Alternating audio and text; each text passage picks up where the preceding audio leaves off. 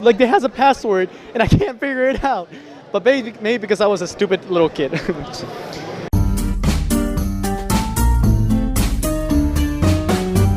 Hello, folks. I'm JR. I'm with Quentin Tirina, otherwise known as the Rat on YouTube, or just call me Ratman. It's such a good name. That's so cool. It's better than my lame ass name. So we're gonna have some questions. Why did you come to Retropalooza? Well, I came to Retropalooza because I get to meet the YouTubers that come here year-round, and because there's a lot of game merchandise you can buy here, and there's the panels, and usually people who are from, like, say, like New York, who really don't come to Texas often, they'll, like, come down here and have some good times. That is insane. From freaking New York, they come over here just to hang out. And sometimes LA, because I asked one of the people over there, like, where'd you fly in from? Like, oh, from LA. Like, wow. Oh yeah, I met someone. Damn it! I am so sorry, but I met someone last year. I forgot his name, but he came from California and he drove here with his friend, and I was like, that is insane. But it was pretty cool. Hopefully, I can remember him. What is your favorite retro thing? My favorite retro thing would have to be the old Amiga games, including the MS-DOS games that were released back in 1991 and 92, the things that can't run anymore. Well, without DOSBox or an actual retro machine, which I do have. We actually have an old PC that could probably run those things. The problem is that we can't record them. I have the math grade thing, learning active, something like that. Really? Yeah, it's my favorite one is the one with the robot and the evil scientist girl. And he crashes into the classroom and he's like, I need your help. She's locked herself in the room and I had to get her out before her dad comes back. And I'm like, this is cool. It's like an episode of Rick and Morty right there. Only for kids. But hopefully one day I can beat it. It's so hard. Passwords are it has a password and I can't figure it out. But maybe because I was a stupid little kid. I actually asked it's like, what grade are you? It's like, I'm in 8th. Can you help me with this? Imagine a little kid ask for an 8th grader. It's like, you know this, right? They teach you in school. Oh, wow. Do they teach you how to figure out passwords in school? What's a fun fact that many people don't know about retro? A fun fact that people don't really know. Well, there's video game bugs, in I think the release of the first Doom, version 1.666. Yeah, that's a really good name version. Funny. I think one of the bugs, or it could be in many of the different versions, but there's a bug where, or maybe it was Doom 2, I don't know. It was one of the Doom games where there's a door that when you go to it, there's a line, where the door would shut down. If you hit the use key on that, what's it called, the line where that door is, it'll freeze and it'll return. If you have DOSBox running, you can see the error codes it spits out, but it still runs. That's insane. Yeah. That's cool. Man, that's old bug. By the way, if you haven't played the new Doom, play it. It's actually really good. Really fun. It's really good. If you like old Doom, you're gonna love this Doom. It's and the multiplayer is what's it called? Oh, they fixed it, by the way. So. Oh yeah, think of it as Unreal Tournament, but Doomified. Yeah, you can do this now on it, which is cool. Yeah. So that's a win for me. What retro item do you own? I own, many retro items. The most retro I own is probably an IBM PC. Wow. From circa 1993, 4, 95? I have not heard of IBM in a long time. Its floppy drive likes to throw a fit sometimes. I remember floppy disk. Holy crap. Oh yeah, I'm old. It's cool. We're celebrating oldness here, I guess. What is something retro that you want more people to know about? Something that's retro, people don't know where the, let's say, people who play consoles a lot, which is fine. Consoles are pretty fun, but they don't know how it was way back when. There was no consoles. People couldn't afford them and stuff. So people had a PC, I can buy, go to my local game shop and buy a floppy or something like that, and then copy it over, Then once the console started getting better, wait a minute, we don't have to use PCs anymore. We can just use consoles now. But people who are console freaks, but who say consoles are better, it's you got to know where it first came from. Right. It came from being on a crappy PC in the 80s too. And a floppy disk. Yeah, the 5.25 inch to the 3.25 inch. The one that had like 2 megabytes of data or something. Yeah, 288. Oh, 288. God. That's like a double-sided density. It's insane where you come from. I remember someone said that there's never going to be anything bigger than 2 gigs. They were wrong. They were wrong. You have like web servers that hold like what, 2 petabytes of data? Oh yeah, I'm tall. We're all big.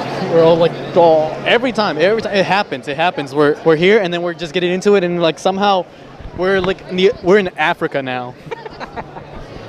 All the way in Kenya. All right, last 2. What advice would you give future goers or video makers? Oh, video makers. Like developers and stuff. Anyone, like people who are starting on YouTube as well. Best advice I would give to like the game developers is don't like what's it called? Make a game and have this much time. Because if you have no time to make the game, 1, you'll scrap most of your assets, and 2, the game has great graphics, but the storyline's shoddy, and the mechanics don't work. We have plenty of examples from last year. And oh yeah. Like for instance, a good developer like Rockstar, the reason why their games take so long is because 1, they got to get funding for all the microtransactions, which I don't agree with. Yeah, me neither. But hey, microtransactions pay for something, right? Right. And they had a timetable. They looked at their actors, like okay, like who's a good actor? Like oh, okay, there's this guy who's Canadian, and there's this other guy, and this guy's been on TV. Let's put them together. Right. You gotta like put all your ducks in a row. And for indie developers who want to start up, same thing goes. Just plan out your time. Because without time, you can't really get much things done. And unless you're self-publisher, then you have much time in the one. Right. But if you're publishing for Activision or big companies, like okay, it has to be done on this date, started on this date, and stopped on this date. Like, give me enough time, please. I'm glad for Kickstarter though. Like we have thanks to Kickstarter, Patreon, and all that stuff, we have more awesome games coming out. Oh yeah, and like Super Hot. Oh sorry. No, you're good. Yeah, Super Hot looks amazing. I haven't played it, but it looks insanely fun. It's $25, kind of pricey, even though it's for a 3-hour game, but it's fun. I bought it and wow, think of it. Time moves when you move if no one knows what it is. Right. And when you start moving, it gets heated. That's a cool concept. Can't wait to see what other projects they have working on. As well, like there's another one coming out, Indivisible, who was also, the makers of Skullgirls are making an action RPG, Indivisible, coming out in 2017. Almost there. Almost there. One more year. But take his advice, especially you, AAA game developers. Yes. Don't run out of time. Don't run out of time. Manage your time. The delays are okay. Seriously, guys, delays are okay. The internet just goes crazy when there's delays. Yeah. It's insane. People are like, why are you delaying the game? You promised us. Like, well, we don't have enough money. We ran out of money, and we ran. You need time to fix the bugs that you're gonna complain about anyway. Yeah, like there's a game-breaking bug in here. Like, well, you didn't let us delay it.